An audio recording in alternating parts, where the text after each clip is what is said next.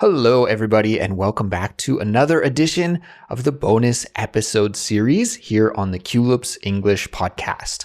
My name's Andrew, and this is episode 90 of the bonus series, which is the weekly show where I share with you some stories about what I've been up to lately and what's new and interesting in my life as a Canadian who lives abroad in South Korea.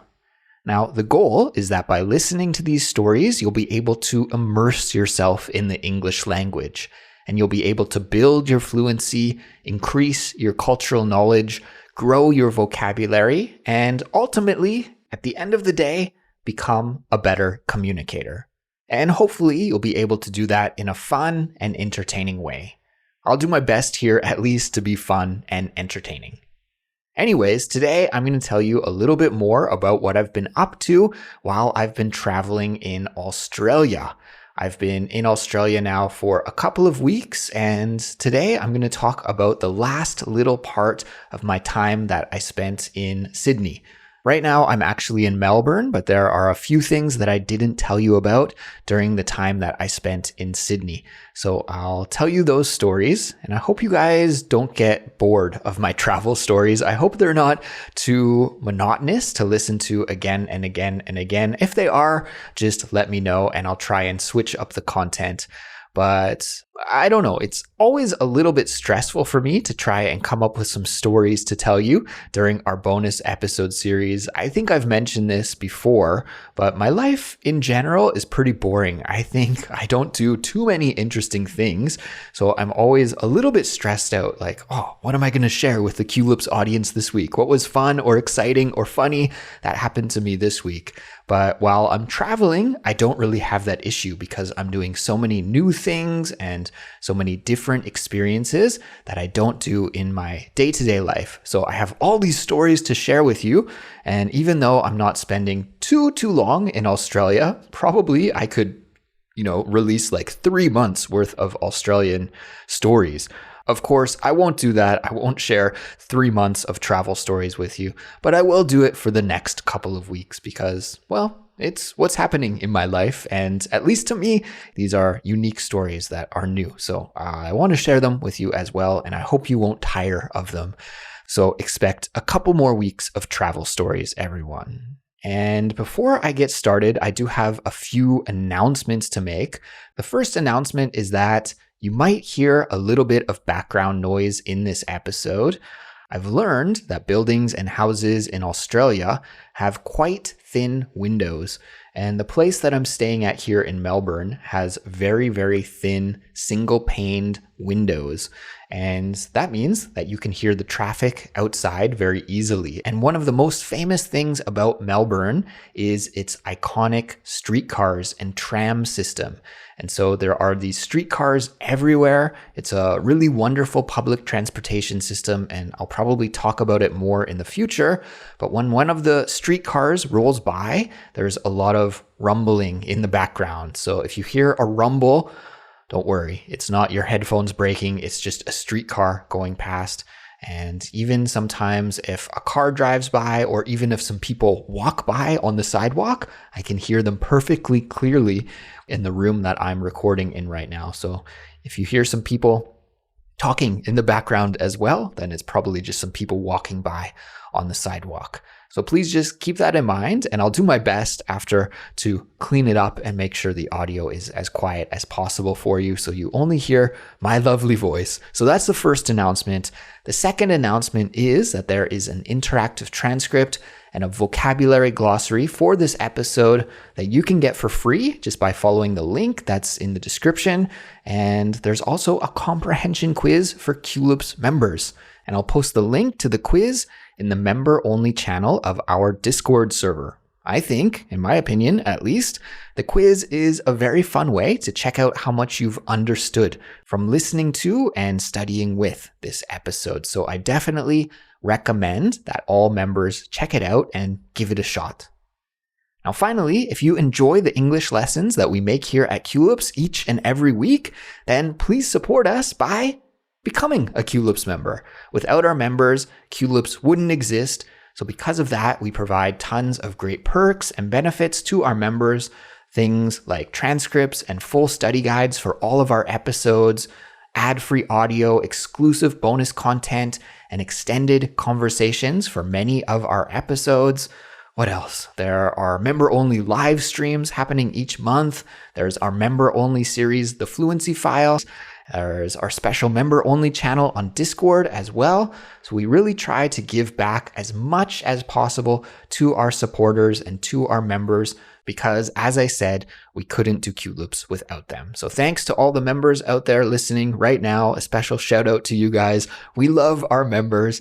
And for anyone who would like to sign up, become a member, and support Culips, then just visit our website, culips.com, and you can sign up, or you could just follow the link that we'll put in the description to sign up and become a Culips member today. So with all of those announcements out of the way, with that being said, actually, speaking of our Discord community, many people have asked the question, wow, Andrew says that phrase a lot, with that being said. And I guess it's a difficult phrase to understand, with that being said. And why don't I quickly explain it right now? To be honest, I think I use it more in the podcast than I do in my real life, because when you're having a conversation with someone else, there's a lot of give and take and flow to the conversation, right? You say something, the people who you're talking to respond, and there's back and forth. But when I'm on the podcast, if I'm doing the bonus episodes here by myself, well, then I need to direct the flow all by myself. I need to organize the episode and follow a path from the start to the end of the episode. And also, if I'm recording with one of my co-hosts, with Cassie or Suzanne or Anna, it's kind of my job and my responsibility to control the conversation and to make it flow. And so because of that, I use this transitional phrase a lot, which is, you guessed it, with that being said. And it's a phrase that we use when we want to control the flow or the direction of a presentation or a speech or even a podcast episode. It's just communicating to the audience that we've finished talking about one thing. In this case, the announcements that I wanted to make. I finished talking about the announcements, and now we're going to transition into the main part of the episode, which is the stories that I'll tell you about my time in Sydney. So if you've been wondering about that phrase that you'll hear me use often, probably almost each week on Culips, maybe even multiple times in an episode, I say, with that being said. It's just a transitional phrase to go from one part of the conversation, one part of the presentation, one part of the podcast to the next part.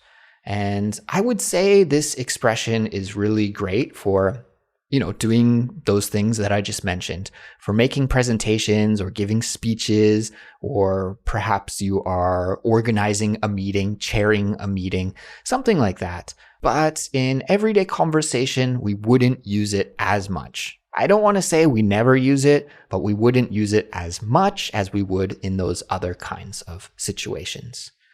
So I hope that clears things up. I hope you understand that expression clearly now. And with that being said, I couldn't help myself, guys, sorry. With that being said, let's get started with my stories. So here we go. Enjoy. I'm wondering, when you think of Sydney, Australia, what is the first thing to pop into your mind? Well, if you think of Australia, you probably think of maybe a koala or a kangaroo, right? But if you think of Sydney specifically, well, there's a chance that you might think of the Olympic Games. There's also a chance, I would wager a bigger chance, that you would think of one of its most iconic buildings, the Sydney Opera House.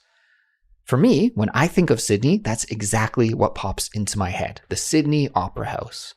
Now, I learned after visiting the Sydney Opera House that it was designed by a Danish architect back in the 60s. Now, that architect's name, I'll probably butcher the pronunciation of this name. And if we have any Danish listeners out there, to be honest, I don't think we have many Danish listeners because Danish people are pretty good at speaking English already, so I don't think there are too many of them listening in Denmark. But if there are, guys, please let me know about the pronunciation of this name. I think it is Jørgen Utzon. Okay, that's my best shot at the pronunciation. But anyways, he was the architect who originally designed the Sydney Opera House, and then it was completed with a team of Australian architects headed by a guy named Peter Hall. And it was formally opened by Queen Elizabeth II in 1973. It's located right in the foreshore of the Sydney Harbour, and to see it in person was just really amazing. It's quite the structure and incredible, really. So one thing that I thought could be fun to do while we were in Sydney was to go to the Opera House and not just look at it from the outside. I knew, of course, that we would be doing that, to go walk around the harbor and see the Opera House and take some photos and do the touristy thing. Of course, we were going to do that. But I also thought that it would really be fun to go inside, either for a tour or to see a performance there. And I knew that even though it's an opera house, there's also many other kinds of performances and shows that take place there, concerts by other bands and other kinds of shows as well. So I went to the website, the Opera House website, to try and book some tickets either to the opera or to a concert. And I was really sad because I noticed that one of my favorite American bands, this band called Wilco, they're a wonderful band from Chicago, and they're going to be playing there soon, but not until next month. So we were a few weeks too early to see Wilco. And in fact, I couldn't find anything that was playing at the time that we were in Sydney. So I was really disappointed that I couldn't find any tickets to a performance of some kind, either an opera or a concert. So I kind of just gave up on that idea. But then a few days later, my wife suggested the same idea, that we should go to the Opera House and either watch a concert or a performance or an opera. And I told her, well, I looked at the website, but I couldn't find anything. And she didn't believe me. She's like, that can't be. We're in Sydney for 9 days. You're telling me that during the whole 9 days that we're there, there's nothing to watch at the Opera House? So she went and took a look again, and she was right, as she often is. I totally missed that there was actually an opera happening during the time that we were there, and she went ahead and booked some tickets, so we did it. It wasn't in the main, bigger theater, but it was in a smaller room of the Opera House, which is called the Joan Sutherland Theater. Now, to be perfectly frank with you, I don't know much about the opera at all. Of course, you guys know I'm a huge music fan. I love, I think, all genres of music. But if you ask me about which genre of music I listen to the least, or I know the least about, I'd probably answer opera. Like, I just don't know too much about it. I know there's a lot of skill involved in singing opera, but I don't know too much about it other than that. So I have to say my expectations for the opera were set pretty low. I was more excited about going into the Opera House and checking out the inside and just, visiting and that whole experience. I was way more interested in that than I was in watching the opera. But the opera that we ended up seeing was called La Traviata, and I think that is by a very famous opera writer named Verdi.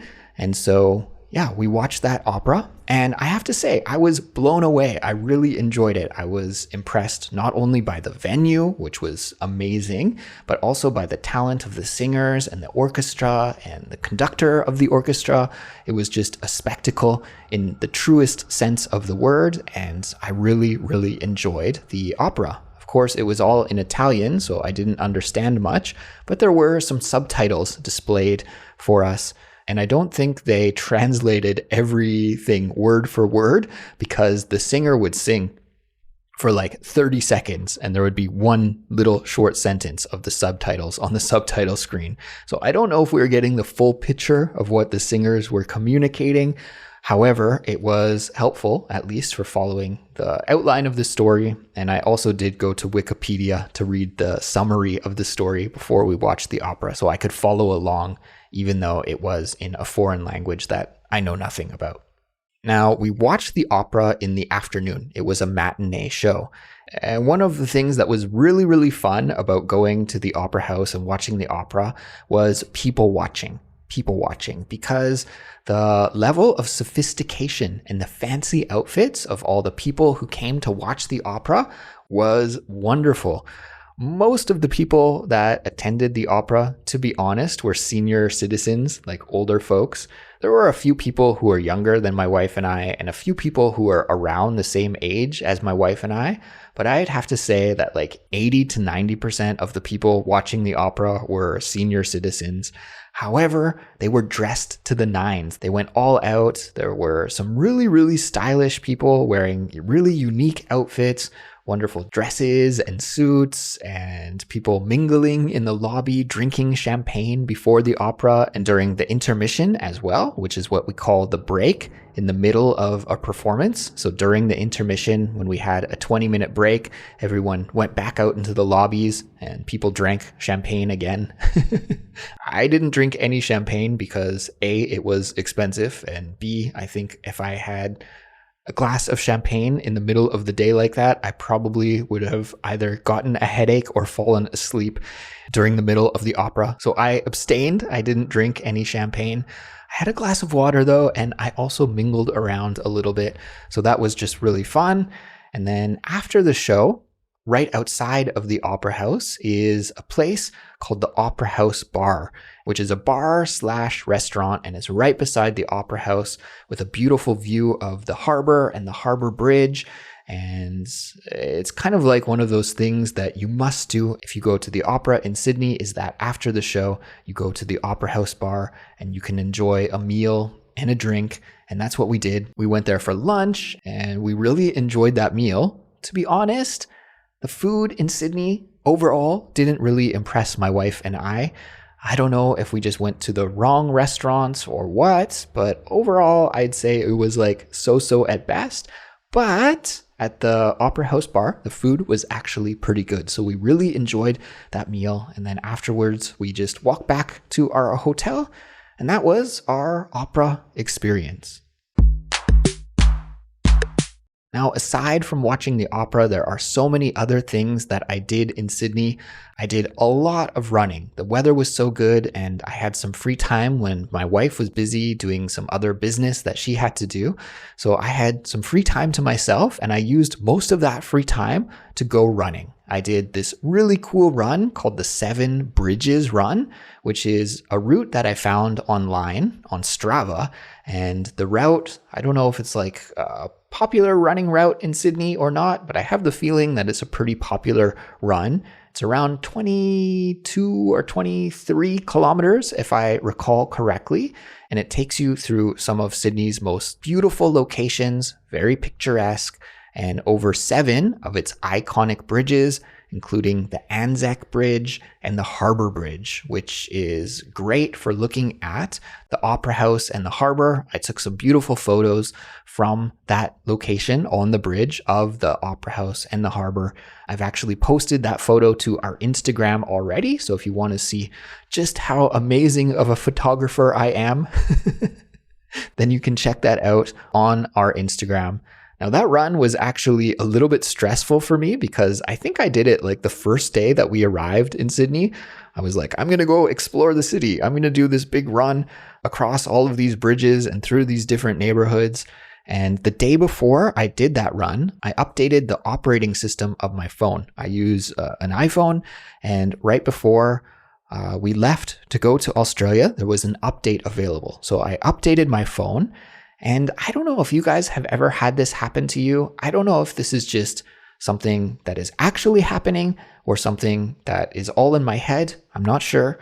However, before I updated, I always had really good battery life with my phone. My phone's not very old, and I've always been able to use it for a whole day without any issues at all.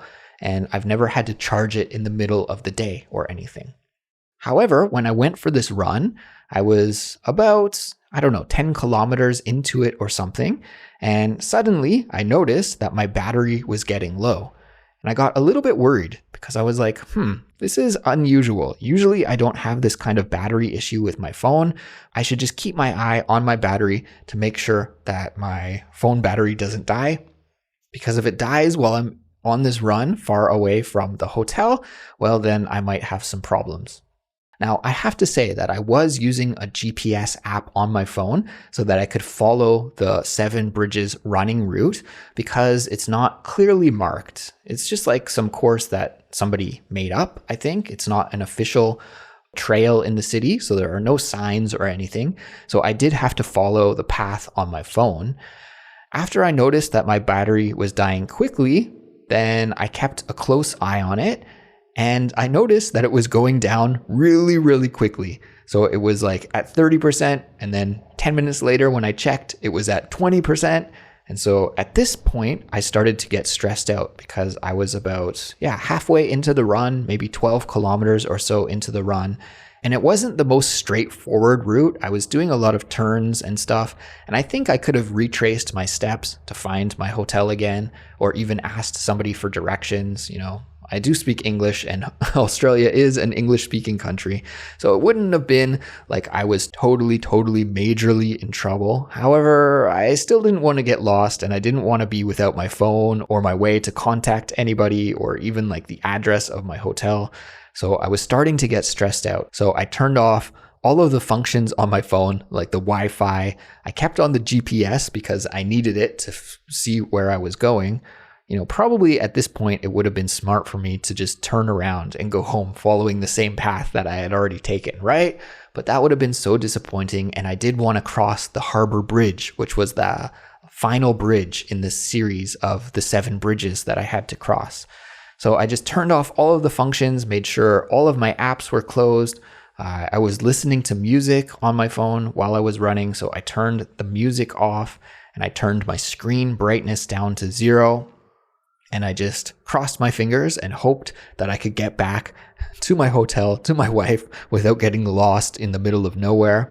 The first half of the run was really nice. You went through like Darling Harbour, I believe it is called, this place, Darling Harbour, and across the Anzac Bridge and through some really nice suburbs, really well-to-do suburbs in Sydney. And so that was wonderful. But then around the halfway mark, suddenly you're running beside this highway.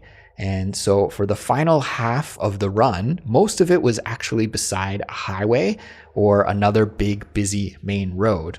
And so for that reason, I actually wouldn't recommend this run.